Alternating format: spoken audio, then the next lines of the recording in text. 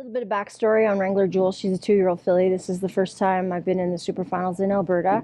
The backstory is last year I got a horse and it was kind of like a Cinderella story. We made it bottom cheap, made it into the Western Canada Pacing Derby.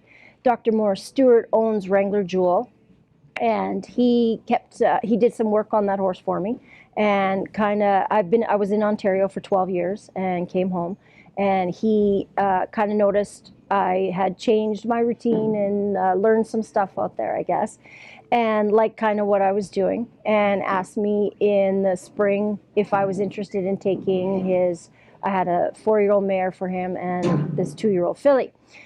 So the 4-year-old mare, we had some trials and tribulations with her, but she made the races and come along. And then the 2-year-old filly, he brought her up in the spring, and I trained her down from, he had her in 220. I trained her down from there for him, and she schooled really well for me. And then I put Nathan Sobey down to school her, but Nathan has one in there, obviously. So I asked Phil Giesbrecht. I've noticed he's been an insanely amazing catch driver in the stake races, cool, calm head.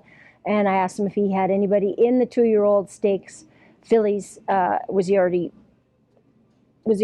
on one? And he said no. So I said, well, would you mind? So we qualified her, and he drove her and finished 4th in the first stake, 3rd in the next stake, 3rd in the next stake. Then we had a no contest, 2nd in a maiden race, and then we win the Starlight, I think it's called, or Starlight stake last week, which gave us enough money to put us into the super final, which is what Dr. Morris Stewart and I were aiming for anyways. We were only going to race the stakes. We only put her in the one overnight was to keep her tight, to make sure that we could be competitive in the super finals. And it's pretty exciting, and I'm looking forward to it.